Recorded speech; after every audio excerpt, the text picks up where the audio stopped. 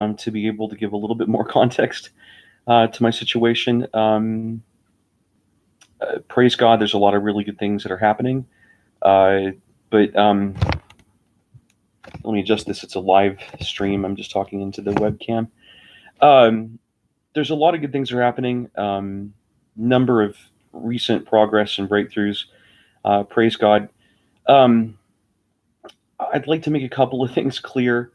Uh, I know my situation is really, really abnormal.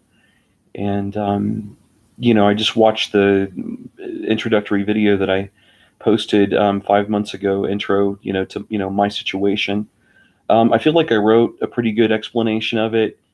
Um, Looking back on it, I realized that, the situation with psychiatry as some sort of abstract science, um, and legalities and um, alleged spiritual issues and alleged miracles and things like that would probably seem really alienating to most people. Um, I want to make a couple of things clear. When I talk about miracles able to be proven, I really do mean what I say. I'm not a dummy. I've done concert level piano. I've studied 7 languages. Um, I, I have what they call a systems oriented mind. There's many things I can do.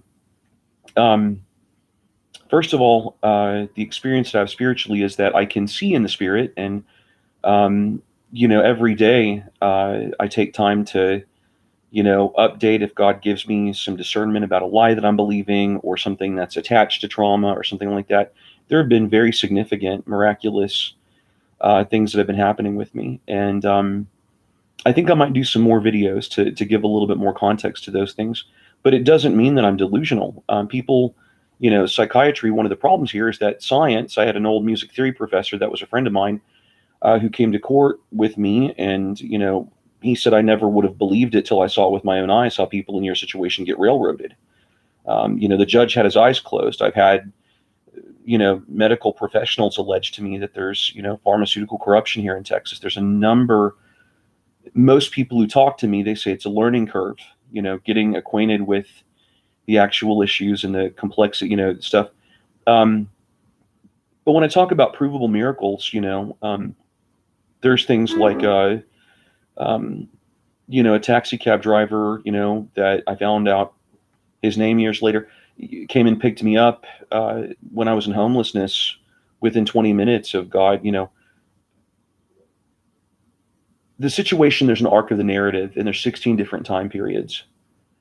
For people to appreciate the dynamics, there's a lot of backstory, and most people who get to know me, they call it a learning curve, like I've said. They say it's like a learning curve. There's a lot to digest and stuff. Um, so there's a number of things. There was a man who I know by name. I know what church he goes to. He picked me up in homelessness within 20 minutes of me crying out to God to send me a ride to church. If I felt like he showed me I was dealing with false guilt and rejection because of stigma that I was dealing with at length.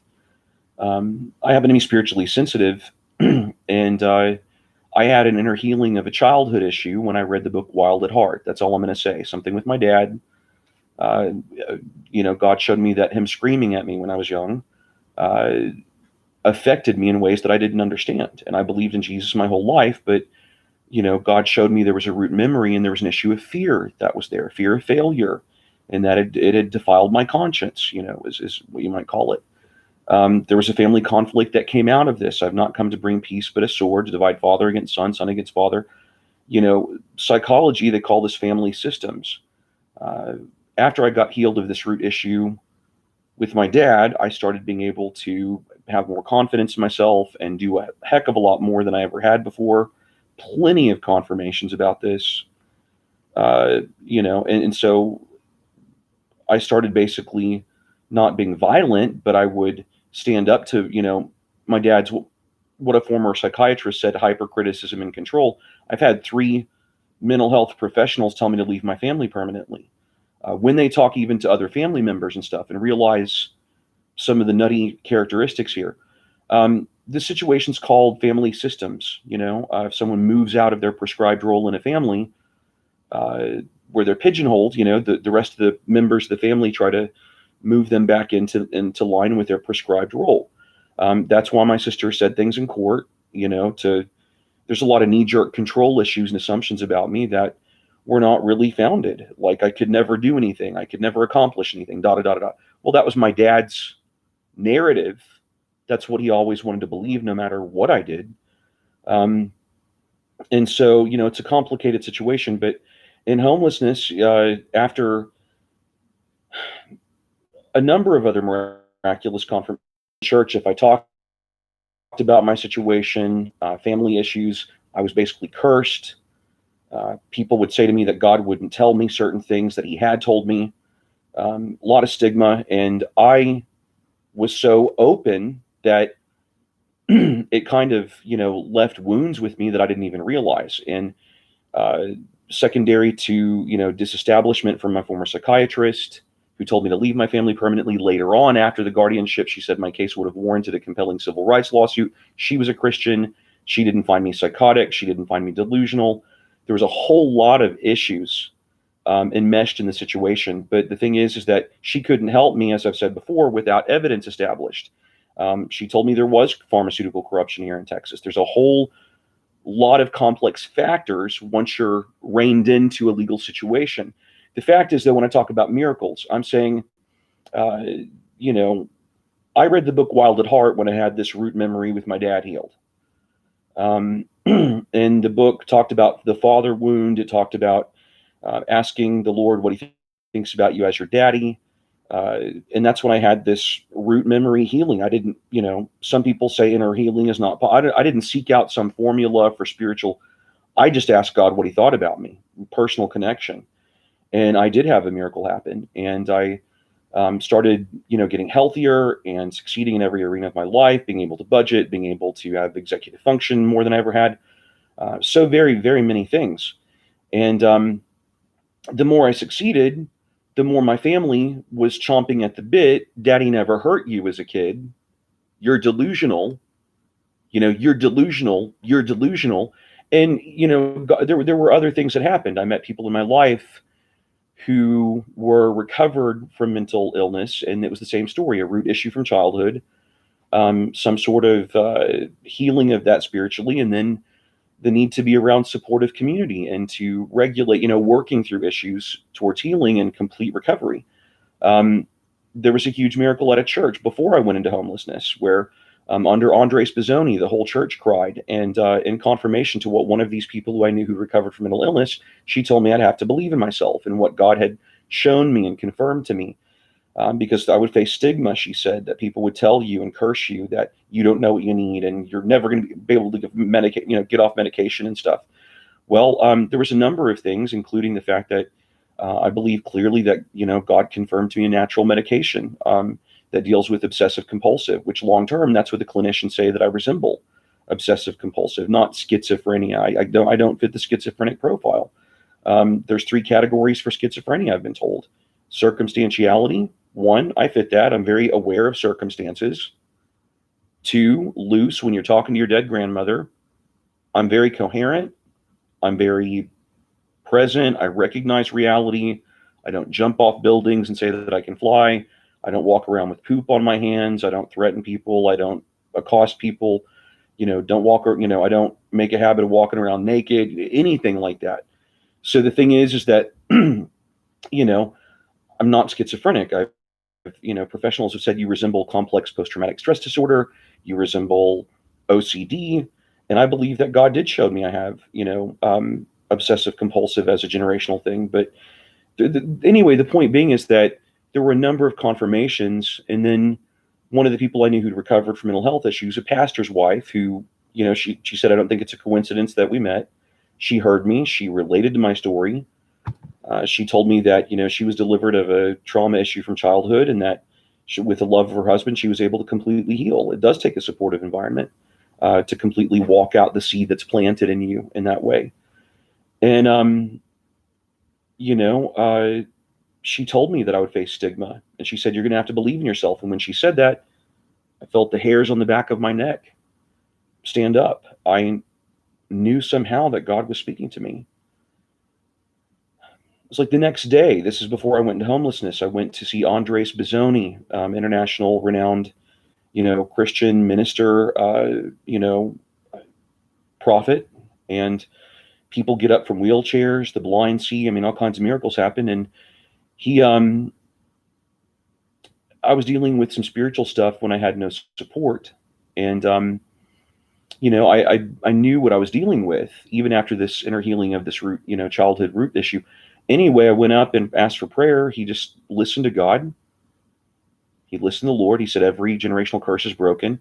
And then, nothing happened immediately, but we were singing a Revelation song. I, remember raising my hands and I saw a light on the carpet. They were talking about Daniel that night.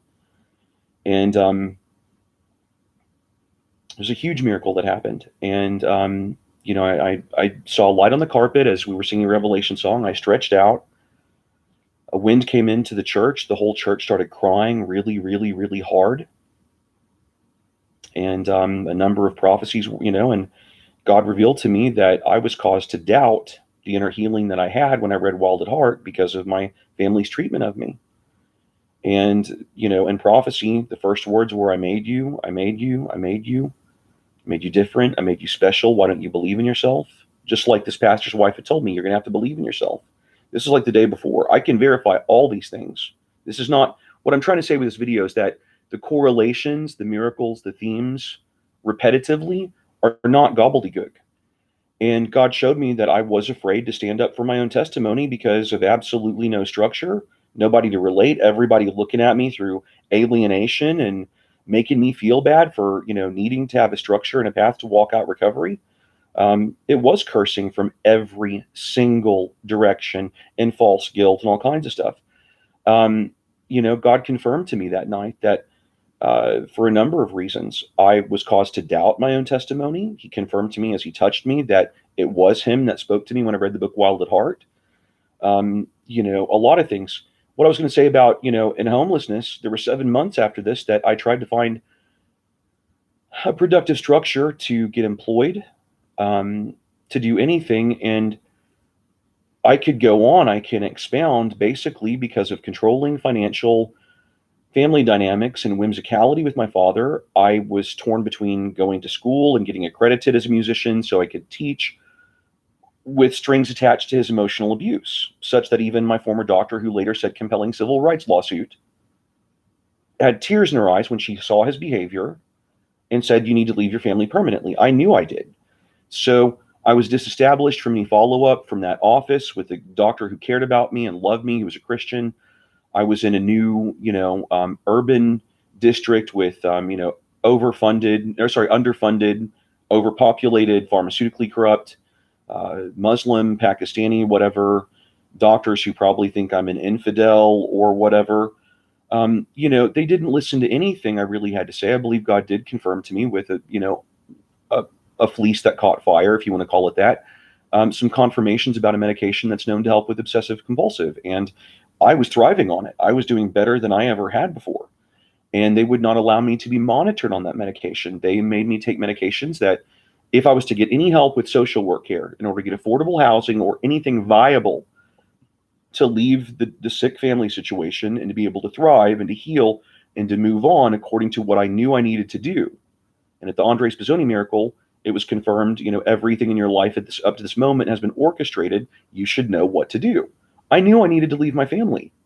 I've had 3 medical doctors in my life tell me I need to leave my family. It's not healthy. It's not healthy. It's toxic. It really is toxic. Really, and I can't communicate with them. And there was no one from the church to arbitrate. There was no one to sit between us and try to have any healthy boundaries or clarity or productive communication. All of that was demonized as the flesh or whatever they wanted to demonize it and curse it as. So much false guilt. The point is, for 7 months, even after these miraculous confirmations, there was a lot of policy issues, a lot of desperation, a lot of newfound responsibilities, a lot of things I didn't know how to juggle with absolutely no support from any Christians, real, I mean, viably, tenably. It was always, well, we don't know how to help you, and not looking, not believing or looking into anything that I said, and it was just this sense of maybe I'm doing something wrong, and so a lot of self doubt, a lot of conflict, a lot of anxiety, and I do believe possible satanic cursing. I used to go to coffee shops, and I think there's a lot of people at the coffee shops who I believe cursed me. Okay, I'm being honest. I'm not just saying this. There's further correlations I don't care to share right now. But the point is that when I took the medication, that was Texas has an unconstitutional policy that precludes only pharmaceutical medication, even if there are other treatments or remedies targeting amino acid therapy, namely, or there's a number of other things that could be of benefit. But in Texas, it's 48th in the nation for funding for mental health care. And they do have an unconstitutional policy at MHMR that precludes only pharmaceutical medication. I could go on about this. There are very clear precedents for other kind of stuff that doesn't hurt people. When I was on pharmaceutical medication before for years, I was severely obese. I could not concentrate. I had severe acid reflux. I was told what could cause cancer eventually. I prayed about, God, if you confirm this to me about childhood issues, I believe you're confirming to me that that's the root of my mental health issues. Can you confirm to me a medication that won't make me get cancer eventually? And yes, I had a couple of people recommend inositol and choline, and I went to a coffee shop and I prayed. I was crying because my sisters and dad were being so cruel to me, severely manipulative and cruel. And I felt all alone, and I cried and I said, Father, Daddy, God, if this is really you confirming these things to me, if this is a medication that can help me and not hurt me, I pray that you'd send a confirmation. I went out to the coffee shop. I sat down. Within literally 5 minutes, someone starts speaking about this medication and saying it's known to help with obsessive compulsive, which long-term is what the clinicians say I more resemble. The point being is that I started taking it and I was able to thrive better than I ever have in my entire life. The public system would not allow me to get help with affordable housing or anything else, unless I was on pharmaceutical stuff. So when I capitulated out of desperation because no one in the church would help me, I started taking, pharmaceutical medication and having heart palpitations, hallucinations, and seizures. My sisters were being bitches. They took everything that my dad twisted to them out of context. He did. He lied. He would twist things to them. They would tell me I wasn't seeing clearly when they didn't even know what happened between me and my dad. I was the one patiently trying to explain. I was the one articulate, but they would say, you're not seeing clearly, blah, blah, blah, blah, blah, cursing me, trying to give me confusion. Anyway, the point is that over 7 months, I called Youth with a Mission. I called every last place being articulate, giving measured dialogue about what I needed, and people just acted like I was a piece of shit. Piece of shit in the church. Just acted like I was dirty or evil or whatever else. And, I ended up out of desperation going to a certain place that I later believe that I found out was satanic. Blah, blah, blah, opening up and talking about things because there was no one else to talk to. I didn't know they were satanic. It was a natural medicine place and stuff like that. But the point is that I did start to, see spiritual stuff and have torment. And it all happened after I got back on the pharmaceutical stuff. Seizures, heart palpitations, hallucinations, after getting back on the pharmaceutical medication. LSD was the first, psychotropic medication. Look it up. Look it up. There's a lot of things that are problematic with psychiatry. Truly. MK Ultra was a torture program in the 1960s done through psychiatric offices. Look it up. The head of MK Ultra was considered one of the fathers of modern American psychiatry. I'm not making this up. So, people don't know what, institutionalism in medical rape and all that stuff can actually do to a person. They don't know about how evaluations can be misappropriated and lack of trauma informs care and unjust weights and measures. They don't talk about these things. They talk about abortion, but they don't talk about systems that can, really break people, So the point is that 7 months, I keep trying to bargain and say, I do know what I need. Can I please be evaluated on the natural medication that's working for me? and get affordable housing so I can have good boundaries and work through things and, continue to recover? No, flat no. So, I was kind of just spinning, not knowing what to do at all. Um, my landlord, I was illegally evicted from a former apartment complex. I didn't do anything to warrant that. I could talk about it very clearly, hand to God, you know. And in homelessness, I was so shocked that I was evicted that I didn't get my wallet or phone. It was so unreasonable, genuinely, hand to God, unreasonable, that I was so shocked. I didn't even process it was really, I didn't really believe it. I thought there has to be a way to talk this out or to verify what was really happening. And, it turns out that my landlord would not even let me on property during the eviction to get my phone, my wallet. I couldn't access my bank because there's a policy that, if you don't have ID, you can't access your bank, which is reasonable. But most people don't understand. It takes like 60 days to get the first form of ID if you're homelessness, and there's like 5. Going through this made me realize why people commit prostitution to eat. If this isn't something that is akin to, an issue that the church can talk about, I don't know what the church can talk about. They need to talk about ID reform for the homeless. They need to talk about that. If Pat Robertson went through 60 days without food, no place to cry, no place to process his thoughts, this is why I became hypercerebral and my heart split in homelessness. No place, survival mode, no place to even connect with my testimony, to remember my testimony. The Bible says that Jesus said, if someone doesn't understand, the seed that's planted in them, the birds there try to come back and devour it. I think I know what this means. I can elaborate. I can elaborate with many scriptures and all kinds of stuff about trauma theory, recovery model, all kinds of stuff. I really can. But what I'm saying is that, in homelessness, going back to the original point I was trying to make, I asked God, because I realized that I had done every single thing with good conscience that I possibly could have done to be able to walk out the things that, everything in your life up to this moment, has been orchestrated. So I did everything according to my conscience that He confirmed to me, and had only been given frying pans and slaps in the face and cursing and, little bitty white women who called themselves Christians, at Christian groups, ungrateful or dirty or unclean. It's taken me years to actually read the Bible about, the fat cows of Samaria who grind the faces of the poor into the dirt. God doesn't like this. He doesn't like this. He doesn't like this. He says it. He says it clearly.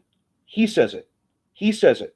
Read Ezekiel 13. Read Ezekiel, read the scriptures about social dynamics and what that means. So the thing is, in homelessness, I realized at a certain point that, I was experiencing some spiritual torment, and I realized that this is not my fault. I'd done everything I could to be reasonable, rational, patient, articulate, gracious, everything I could under suffocating impossibilities with my family, every direction. And I asked God in homelessness the same question I asked Him at Wild at Heart. I said, "What do you think about me, Daddy?" And all of a sudden, a wind all at once swept into me. And it was like shards of dark stuff, just, and I realized false guilt and rejection coming out of me. And I realized he didn't forget a single thing He confirmed to me. And it was like a vision passed through my mind as this wind came into me, that He saw me calling youth with a mission. He knew every single phone call that I tried to articulate reasonably with any of the biddies in churches or anything, receptionists, that He saw it all. And it was an overwhelming sense that everyone had treated me through the lens of stigma, and that there was false guilt and rejection trying to defile my conscience because of this. I said, "Daddy, if this is you confirming this to me, please send me right to church." And the Spirit gives us faith. It's a deposit. And I knew without doubt. I went and sat out at I-35, government building across from the IHOP. Within 20 minutes, a man named Rex Weisenhunt from Shoreline Christian Center. I found out his name years later because coincidentally, I happened to run into him when I was trying to find, people to look into the situation. I ran into him years later. I didn't know his name.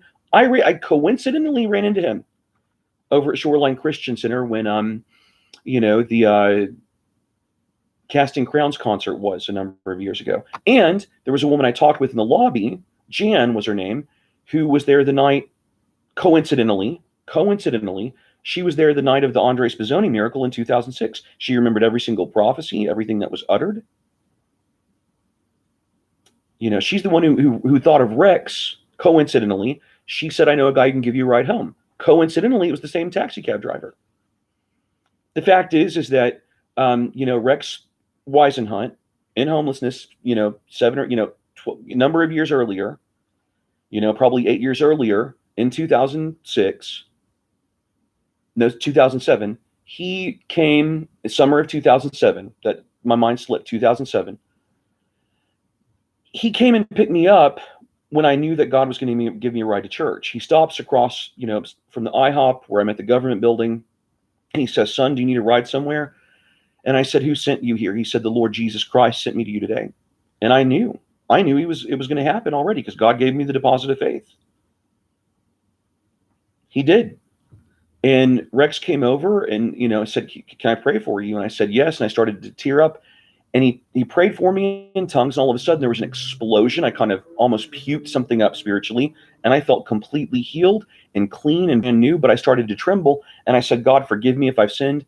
And he says, son, the Lord says, no, this is not your fault. You live in a fallen world.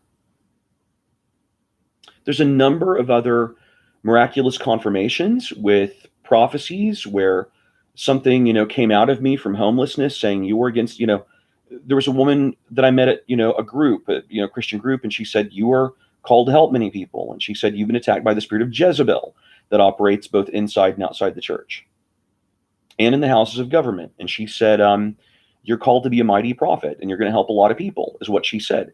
She said, these things are affecting you because you've had no place to sort out what's right and wrong. And a lot of people in authority have said a lot of things to you that are curses, and you need to be able to sort out what's true and what's not from God.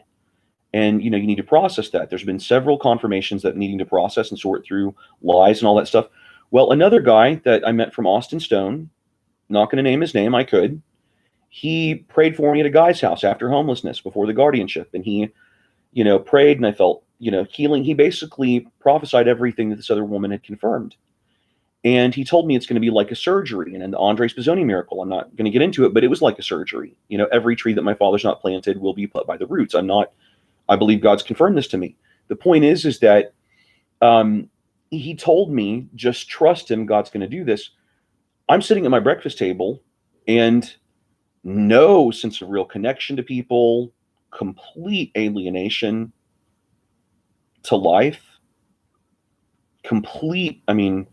more than one mental health professional has said that I've gone through so much trauma in my life as a whole that 98% of people are not going to comprehend it. 98 plus % of people are not going to comprehend it. But that day, after this guy, John, prophesied over me, I'm sitting at my breakfast table and I have a temptation to feel like I'm unforgiving because that's what certain people, and it hit me. I never had a place to process anything. God sees this. All of a sudden, something comes out of the back of my head and they say the amygdala is where trauma is stored. Found this out later. Okay. The point is something comes out of me like it looks, I can see in the spirit. It looks like a neon vampire bat-like thing. And it was whispering, it was attached to the back of my head. It was whispering, you're against the bride, like the bride of Christ, because I was angry at other Christians. You're against the blood. Well, like this woman had prophesied, that's exactly what people at a church that treated me like dog shit, that's what one of the people spoke over me, is that because I was frustrated and helpless and facing murder attempts from other homeless people and betrayal from everyone I'd ever known, period, and police brutality and everything else, because I couldn't get ID and no one would lift a finger to make any phone calls about what are ID catch-22s, nobody did a thing. This guy told me at this church, you're against the bride, you're against the blood. Well, it just lifted out of me. The point is that, past that time, there was still no one to help. And the only my conscience sort of, it's taken me years to process what's happened, but my conscience basically fractured because even though, this stuff started to happen, the guy who prophesied over me wouldn't help me. The lady, nobody would help me. And I didn't know how to maintain a value for what God had even shown me. Anyway, the point is that, stuff attached to trauma. And there's been, many more miraculous kind of things I can talk about, including one of the people who slandered me, a pastor who slandered me, who affected another pastor's, concept of me, who's said things about me that were not true, that went on my psychiatric record, that were not true. I ended up fasting and praying for 2 whole days, and I felt like an explosion in the spirit the second morning, and I felt the spirit that testifies to Jesus, God the Son, the uncreated Son of God. When you're touched by the Spirit of Jesus. And his spirit broke through, and it was this obvious realization that he saw this could not be the past. Legal catch-22s, psychiatric, professional catch-22s, professionals agreed with me. They couldn't advocate without facts established. Matthew 18:15 through 19. This situation creates cycles, meaningless cycles in people's lives, simply because no one's willing to lift a finger to think about what's even possible. Point being is that day, God showed me that I had false guilt with me still, and that it was from people who even prophesied.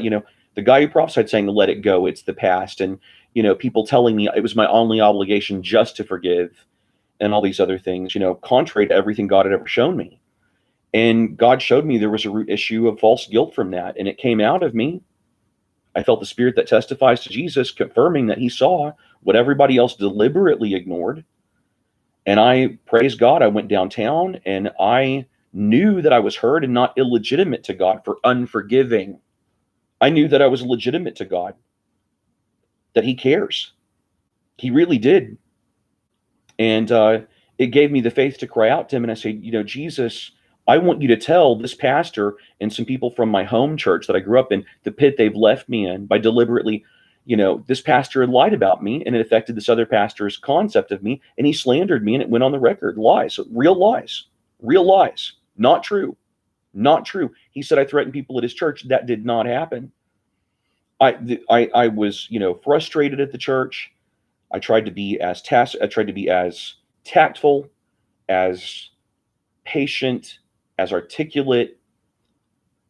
People acted like I was simply dirty. I had no access to my bank.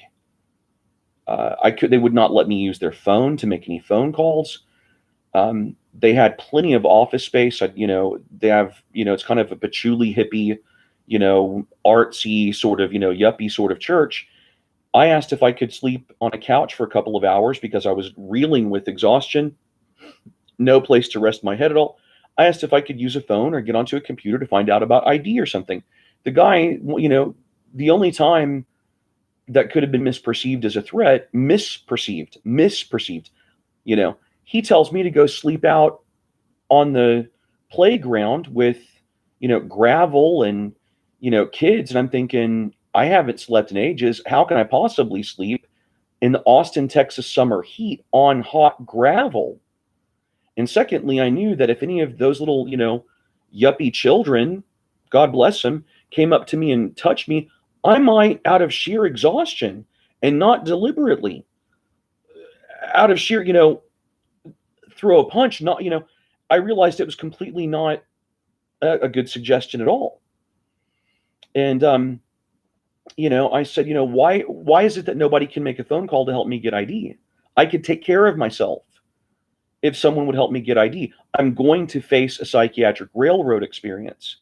I know what's coming if I don't get practical help. And this other guy starts screaming at me, yelling at me in their fellowship hall, saying that, who do I think I am? They're homeless resources. He's been homeless before. No, not in Austin. I don't know where he's from, but, at that time, 2006, incredibly paltry incredibly unhelpful. No, there were not resources. I don't care what he said. And I raised my voice. I said, you have no right to talk to me like this. I said, what makes you think I'm lying? What makes you think I would be deceitful? What makes you think I would want to come to this place, again and again and be treated like this? If I had any other option, I certainly would take it. I said, what have I done to you? Why do you treat me like this? What have I done? And so, I raised my voice. I didn't make any imminent threats on him. I walked out of the fellowship hall, and one of the people who prophesied over me, who her prophecy started to come true, okay, and has come true, and God uprooting things, lies and curses. She said that the churches that did this to me, God was going to write the word Ichabod on their placards. So the only thing that I said that could be misconstrued as a threat was, outside the fellowship hall, after being trampled on, like, pearls and pigs and all that other stuff, I point my finger and I say through the window, shaking in utter fury at what was happening to me. I said, this house shall be called Ichabod. And I left. I didn't make any imminent threat on any person. That was never my intention. Before God, that was never my intention. And I did not do that. So a pastor at this church told the cops, I tried somehow to reason, I went back. Can some individual possibly hear me, a good Christian? I'm dealing with ID catch-22s that are untenable. He says, there was a litany of things that were so weird that happened, strange. And I believe I saw demonic stuff at that church as well, which this woman also prophesied, putting my context in, I did see things there that I think were false and counterfeit and demonic. Not lying, not lying, not lying. I can talk about it. I can elaborate. So the point is, she said it was a spirit called Jezebel. The point is that, let me think. I'm just so exhausted. Yeah. So basically, the guy who informed this pastor at this church and poisoned his mind and sent my beautiful, gorgeous debutante, privileged, legitimate, with a house, with biorhythms, with food, with stature, gorgeous sister. This other pastor, sent this gorgeous sister of mine. Daddy never hurt you. I'm so sick and tired of hearing it. You just need to be on medicine. Well, you just don't realize what you need. That's why God cried at the Andre Spazzoni miracle. They're not going to understand you, so you're going to have to believe in yourself. I'm not lying. Toxic. I could elaborate what these women have done to me and my own family. I could. Hand to God. He already sees it. He's already sending judgment anyway. I've handed them over to God. They've refused to be helpful in this, in any meaningful, needful. They've refused. They've twisted. They've lied. They've, closed their ears. They've been completely irrational, wicked. This is what my family's done, and I can talk about it. I can. I've tried. I don't want to talk to them anymore. I need to leave them. I need help getting out of the guardianship, getting my diagnosis amended, so I don't, face further trauma psychiatrically the rest of my life. I need to be able to be truly free to move on and to leave and not go back. That's what I really do need. The point being is that this pastor sent my sister over to this pastor at this one church, Ichabod or whatever, and she poisoned the pastor's mind. And because of the situation, because I'm the homeless guy, and it's all these assumptions and presumptions without any merit. And that's really what happened. And I can talk about it. If people want to do this Old Testament style, God, you judge between the guilty and the innocent. And, if anybody wanted to do Matthew 18, 15, and 19, I'd love to ask the pastor before everybody there, who did I threaten? What was said? What was said? What was said? What was heard? Who did I threaten?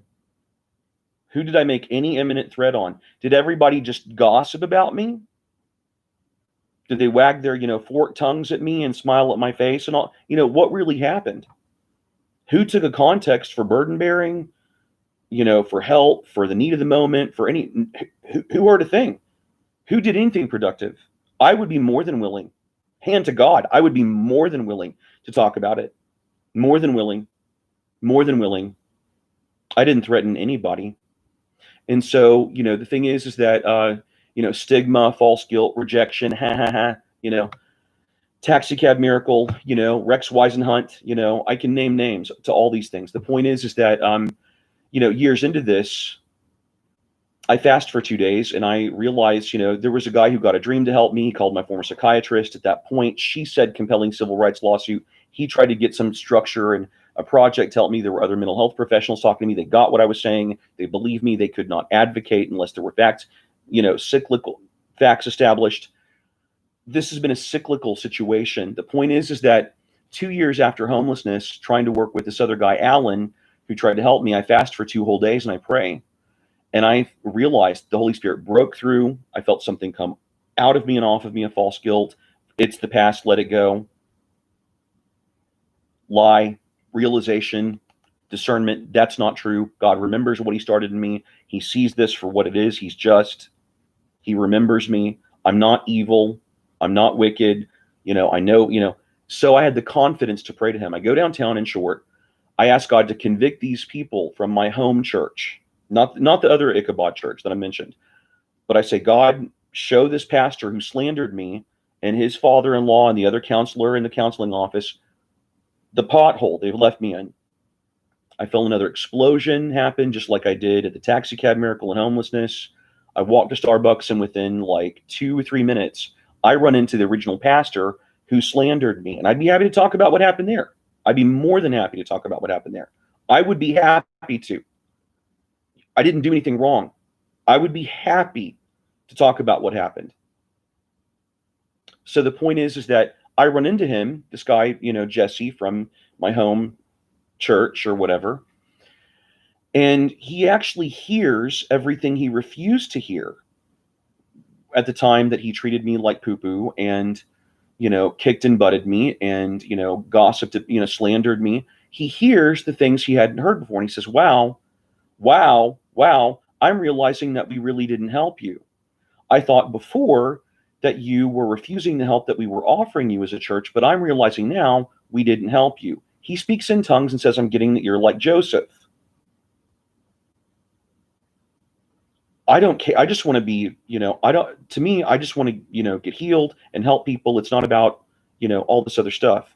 But he speaks in tongues and says that, which 2 other people did around the same time. I'm getting that you're like Joseph. I can name names. I'm just saying, to me, it doesn't matter. I just want to do the right thing. And I just want to have a footing to walk out things God confirmed to me. And I want to be able to be a blessing to have people and have friends. I don't want to be all about me. I don't. I know that, let God judge if I'm lying. I know I'm not lying.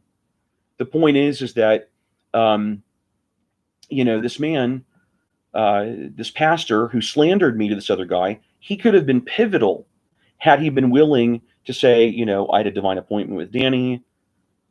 Can we talk about communication? There's been maybe some misperception issues. Did he really threaten people at your church? If he didn't, can you clarify that on the psychiatric? Can you write a statement about that? Because all of his rights to be able to move on have been taken. Even if God heals him completely, the system, he doesn't have any right to plan for life, to budget, to, correct his record. If anything could be taken out of context again, he is medically raped at the drop of a hat.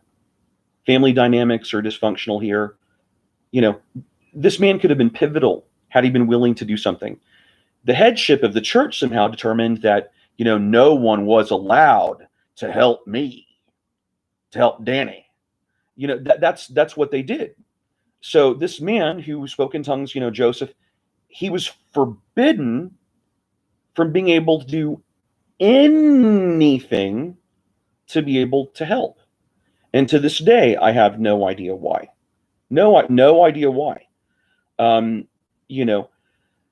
point being is that, there's several more things I could point to, names, clear confirmations, clear fact, clear correlations about a number of things. I wanted to do this video so that the alienation and overwhelm that most people would have when they look at the first video.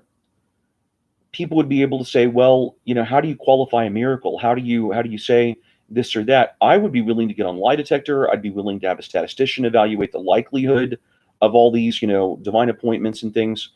They're really compelling. I could go on and really compelling coincidences. It's an amazing, God's done a lot for my life. Currently, I want to give an update to, praise report. Now that I don't have to be around toxicity with my family, now that I have boundaries with them, now that I have the ability to, eat and regulate, there's been a number of things that God's been, uprooting from me and clarifying what's not from him and things that were spoken that were not from him. I'm gaining in the ability to, trust more. And, the word says he caused us to stand firm in our faith through Jesus. I know that I've been heard about him completing everything that he started within me. And I have no doubt about it. And he's helping me to believe my testimony. In short, not having any structure at all, every time that God would break something through to me, a personal miracle or anything, there was a lot of emotion behind these blocks within me. There was a lot of hurt. If I started to process anything, it was never safe, first of all. Secondly, if I tried to even emote or process or communicate what God was doing within me, I would get what I call frying pans. People, ew, well, why do you talk about the past? It was like, these are things I haven't, there was no footing.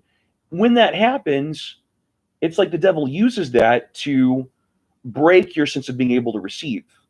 The Lord said when someone doesn't understand the word that's planted in them, the birds there try to come back and devour it. I know what this means.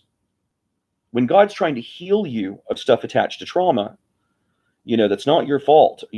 Whatever Ezekiel 34 talks about, the good shepherd seeking the wounded sheep who've been kicked and butted and given muddy waters, defilement by the fat. This is in scripture. God does seek out the hurt people. He does heal the broken heart. And, just because there might be an alleged spiritual component doesn't mean that I'm a cult leader, doesn't mean I want to have naked women all over me, doesn't mean any of those things. Any of those things. It means that I'm actually honest about my experience. And for simply being honest about my testimony, why should that be called delusion? If psychiatry is based upon empiricism and can only measure observable, measurable, sort of things, what right does a psychiatrist have to say that any and every alleged spiritual experience is delusion? Trauma theory recovery model. Cognitive distortions get latched onto trauma, and when there's safety established, time to regulate and process through things, a force greater than a person's cognitive willpower meets them at the subcortical level, amygdala, and frees them from the power of the cognitive distortions. This is exactly, you're against the bride, you're against the blood. This is exactly what God's done with me. But being under, every time there's one root issue that's solved or something, not having any way to, put stuff in context regularly, consistently, no structure whatsoever for hope or legitimacy or not further rejection, not invalidation, not false guilt, not, no structure of support whatsoever at all, professionally, church-wise, socially, only ostracization, much bottleneck of pain, so much bottleneck, all this stuff. The fact is that with no way to know how to walk that out, it's sort of like, I know the enemy tries to cause me to stumble and not really know how to even maintain a value for these things. I've lived this. I have lived this. And so, the thing is that now that I've had a relatively safe place, thank God, the memories of things that he's done for me are coming back. He's allowing me to remember and believe my testimony. He's allowing me to integrate and to process the meaning of my experience, to be able to understand that I'm not evil for having repressed, anger that I haven't dealt with. He's helping me to be, see clearly. And there is actual deliverance happening with me. I can talk about it very, very, very clearly.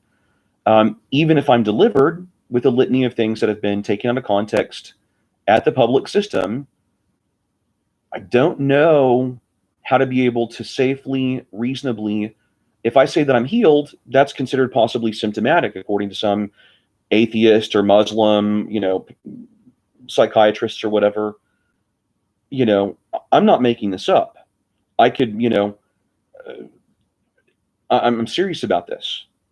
And what they can do to people is absolutely unreasonable.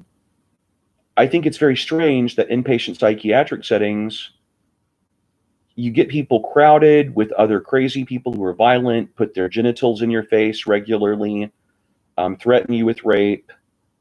You have no ability to regulate your emotions. If you cry, that's symptomatic. If you express frustration, that's symptomatic.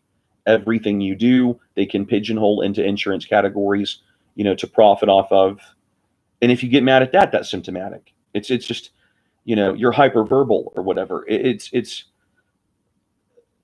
I don't see how people can talk about abortion or sex slavery and realize that there are policies that allow humans with badges to leave people in morally traumatizing, morally injurious, traumatic, suffocating environments of disempowerment with no access to information or emotional regulation or normalcy or legitimate grieving or frustration or any of those things, much less quality assurance to make sure there's not misdiagnosis happening. Really, no access to look into the laws that affect you, to look into statutes or precedents that could affect you, endless wondering about what's being reported or taken out of context, no tenable access to humane parameters at all, even to have trauma investigated. 9 times in 2006 in homelessness, I was released. You're not a danger to yourself or others. I would say, can someone help me get ID? Unless someone helps me get ID, I'm going to have to come back here. They never once did that. Not only that, there's several things I could talk about, psychiatrists and homelessness during that time saying you're the most informed patient that I've ever met. If you get help that you say you're going to get in the community, you're going to be fine. Well, nobody helped me. And on top of that, even if a patient hasn't voluntarily committed to these clinics, the bills can be skyrocketing. Like, even if they're not necessary, even if there's misdiagnosis, even if there's wrongdoing, $10,000 hospital stays that don't really do anything that I'm supposed to pay for. If this isn't a civil rights issue, if Christians think that sex slavery or a new normalcy of, genitals in your face, a new normalcy of if you stand up against a threat of rape, you're, oppositional to, you're confrontational, no quality assurance even to make sure that your professionals are, willing to receive your assessments about your medical history. There's so much abuse that really can and does happen when there's not measures for checks and balance. If anything is a moral humanity, civil rights issue, this is, and I don't know how people can go to sleep at night knowing that right outside, in the streets, there's identification catch-22s where people have to wait at least 60 days. 60 days. 60 days to get the first form of ID. Maybe having to commit prostitution. If anything is causing a little one to stumble, I would think it would be these oppressive statutes. And if people can vote for anti-abortion, I mean, I'm against abortion. If people can actually vote for these things, I don't see how they can deliberately turn a blind eye to these kind of things. I'm not against psychiatry totally, but there should be, looking into trauma-informed care. There should be looking into, non-pharmaceutical interventions like targeted amino acid therapy. There should be the Faith Myers precedent. There's so many things I could point to that most people think in a good society, we want to believe America's good. These things would already be back of the hand. They're not.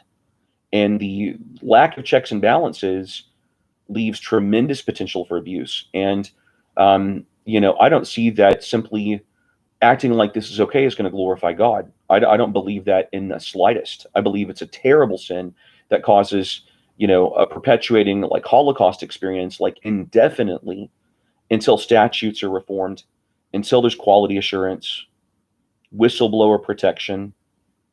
These are real urgent issues. And so the thing is, I just want to say, praise God.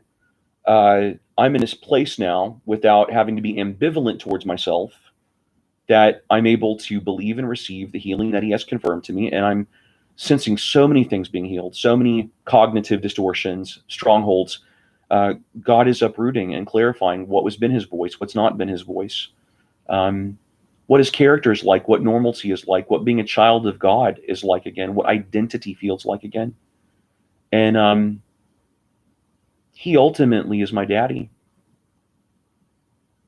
And He ultimately defends His oppressed. I'm very thankful.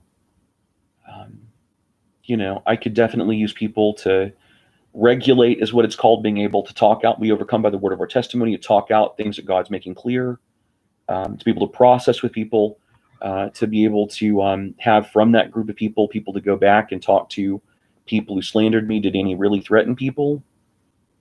What really happened here? There's a number. I wrote a 32 point for point refutation of everything my sister said about me in court. I could have proven that everything she said was out of context and false. I could have. If there's going to be any real freedom from false precedents that have left like a tattoo on my arm of,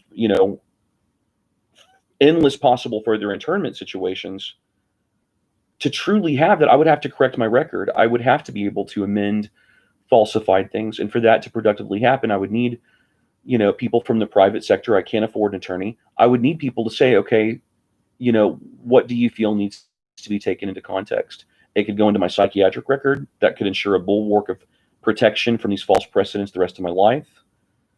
As I say that Jesus has healed me, I'm not going to be medically raped again at the drop of a hat. This is real. This is not gobbledygook. So the reason I wanted to do this video is to clarify, when I talk about miracles, it's not just, intangible sorts of things, completely intangible and completely subjective. There are names of witnesses. There are names of, these things are so coincidental. The taxi cab coming when I knew he would, running into the pastor who slandered me, all of the, cognitive distortion, you're against the bride coming out of me, just as was prophesied and confirmed. Many more things I could say, many more things I could say about how God has worked and done divine appointments. But even if people get a download that what I'm saying, is from God, they've never, ever had the courage. They've seemed cowardly. They've seemed heavenly minded, no earthly good. People in my situation, unless people actually strengthen the weak and reform your courts into true walls of justice, unless they make clear policy reform about these things. And it can happen. I mean, the fact is that, psychiatry cannot measure spiritual experience.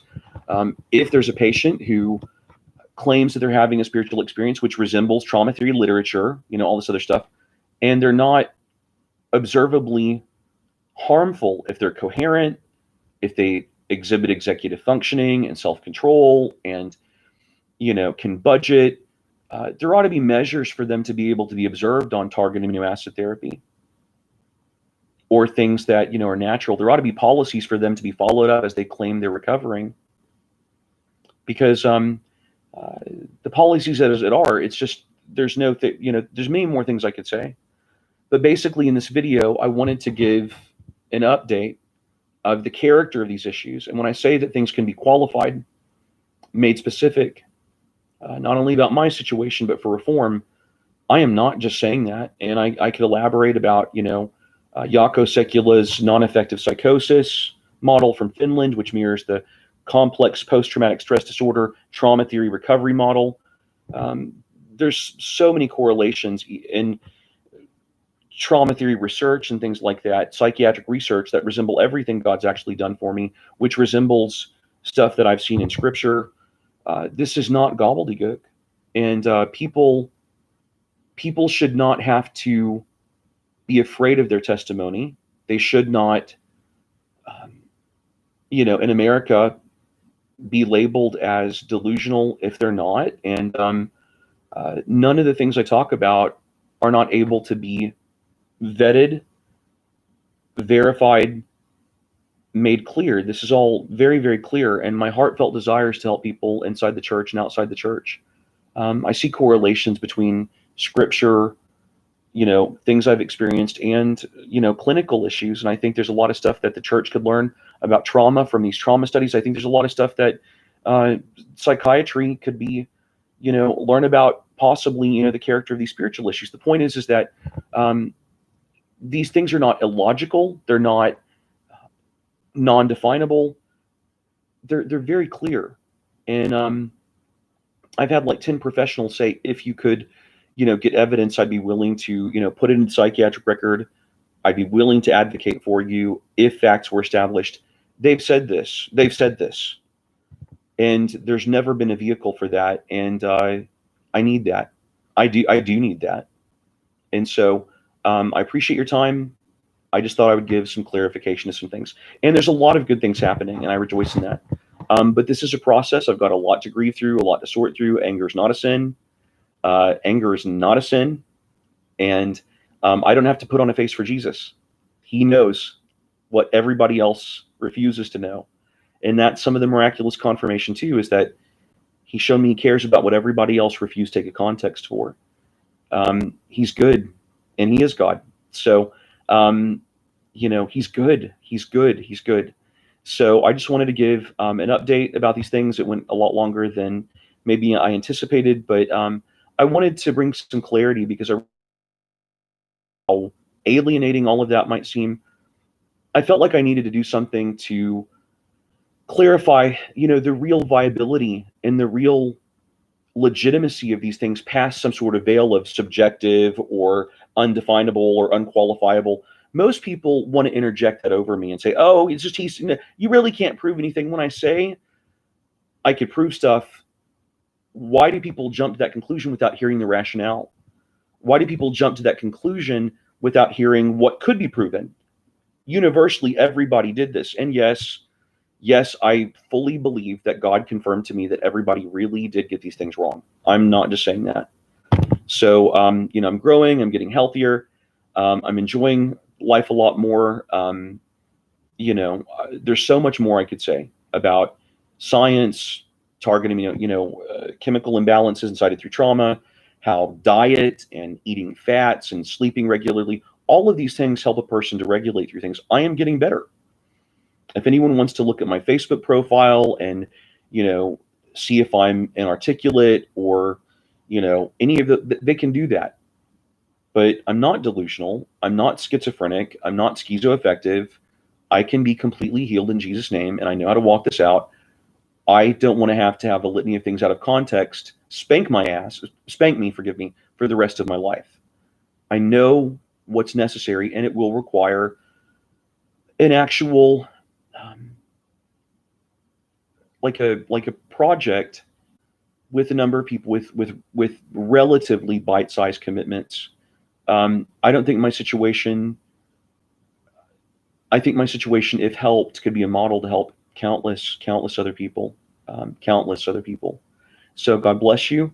I'm thankful to God, and He is at work, and I'm very grateful. This is still a process, but I'm able to, like the Israelites when they went into, the promised land, they put remembrance stones with note cards, with Google Drive, with journaling. I'm able to isolate the things I know God's confirming to me and uprooting from me and replacing with His truth and His love and His healing and His compassion. I'm able to say, this is what He did for me. I know this, no matter what anybody else thinks. And I'm able to have a testament to myself about what He's actually doing that no one else can violate, that no one else can take my sanctuary and trample down and tear off my hooves, like, Antichrist illusion, comparison. But it's finally a sense of a footing. And I'm very grateful. But yeah, everything I've said, there's needs for people to mediate with my family. I can't afford a professional to do this. I can't. And so, maybe if there's fundraising or something, I could. But to me, the most obvious thing would be people to do what Matthew 18:15 through 19 says. If people would have done that a long, long, long, long, long, long time ago, all of this could have been spared. So bear you one another's burdens. Remember those suffering as if it were you suffering. Um, to the word and to the testimony. Why whisper and mutter? These things are all in Scripture. So Satan is a liar, and God leads us into all truth and sets us free. And uh, His love, His touch, His compassion is better than life itself. So real, so good. And I just wanted to give an update, some context, illustrate some of the dynamics, some of the factors, the plausibility, some of the context, so that people could get a sense of concept. Thank you, and I hope you have a blessed day. I'm going to continue to post good music on my Facebook page and stuff like that, and uh, I hope uh, I hope you come to find the love of the Lord. Okay, bye bye.